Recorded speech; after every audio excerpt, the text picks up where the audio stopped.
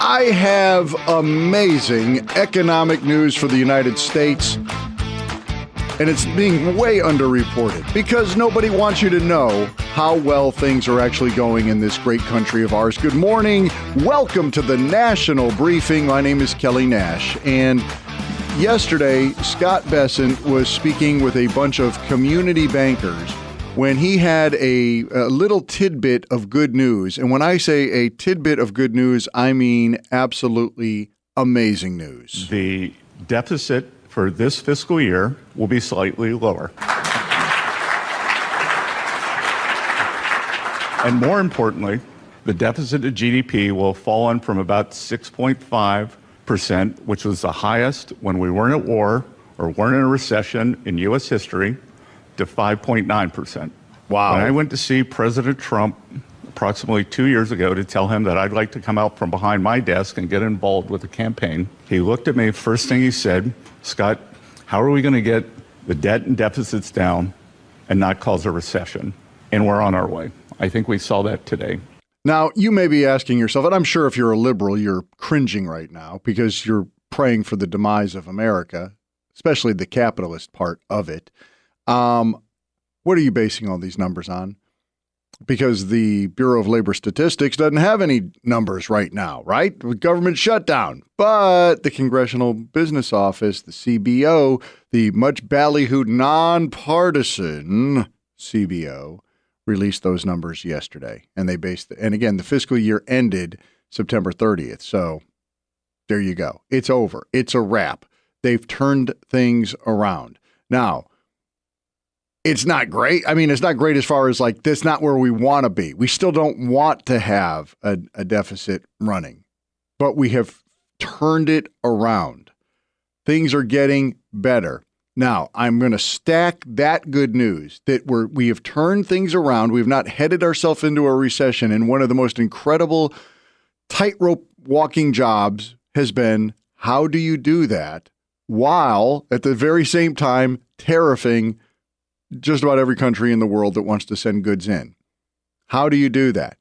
Well, they've been doing it, and now it's really starting to reap some rewards. And what I'm talking about specifically is, obviously, when it comes to the superpowers of the world, right now it's China and the United States. And China made it their mission to basically run us out of business. Scott Bessent, who you just heard from, and Donald Trump and many others, Howard Lutnick, they all said that the United States has the power in this battle. That because China needs to produce goods and then sell those goods, the fact that we are the debtor nation actually gives us the power. A lot of people laughed at that idea. They didn't like that idea. But it's starting to actually bear fruit. I'm going to take you to yesterday's Maria Bartiromo.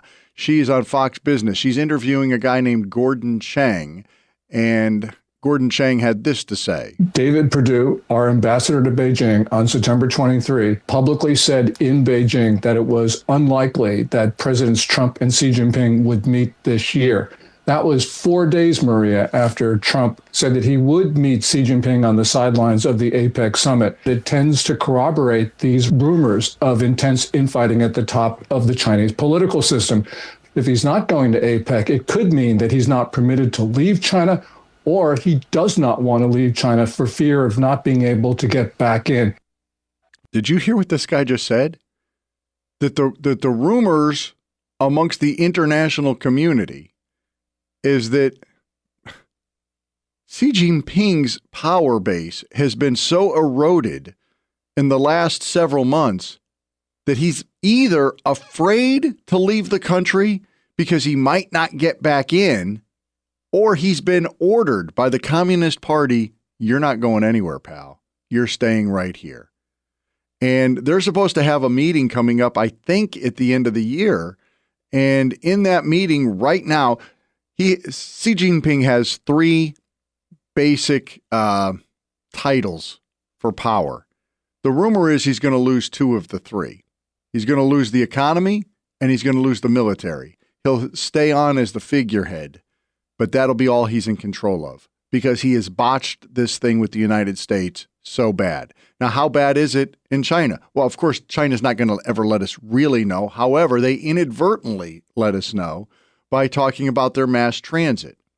And what I mean by that is listen to this report regarding the mass transit numbers in the entire country of China. And again, the numbers are still massive. But again, this is a country of over 1 billion people. From January to July, Chinese cities recorded 60.32 billion passenger trips, a staggering 27% drop compared to 2024. That's not a slowdown, it's a collapse. They're not going to work anymore. They're not leaving why would you? There's nothing to make. Because the United States, the number one consumer by a lot, is not buying Chinese products like we used to. We're buying around you or we're buying less. And this is crushing the economy to the point where the Communist Chinese Party is like, we've got to do something different. We've got to move in a new direction. Donald Trump's America First policies are starting to pay off big.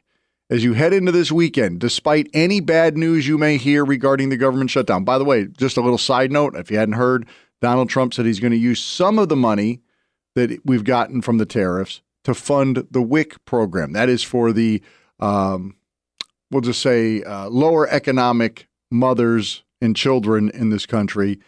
They were scheduled to start missing checks here pretty soon. Not going to have any food and that sort of stuff, diapers, that sort of thing. Donald Trump says we're going to get it covered. He's signing an executive order. He's going to transfer some of the money from the tariffs. So again, another opportunity for people to look at Trump and say, my gosh, it's win after win after win. America is healing. I understand you wish it was quicker. I wish we were already there. We're not already there. But when you compare this pace that Trump has set for our healing compared to traditional comebacks, because what Joe Biden left was an unmitigated disaster. And this is way ahead of schedule. We're not even close to a year into this thing, and he's fixing so many of the problems. The battleship turned almost on a dime. We are really making some headway now. Celebrate it. Enjoy your weekend. And go ahead and start your USA chant. USA, USA.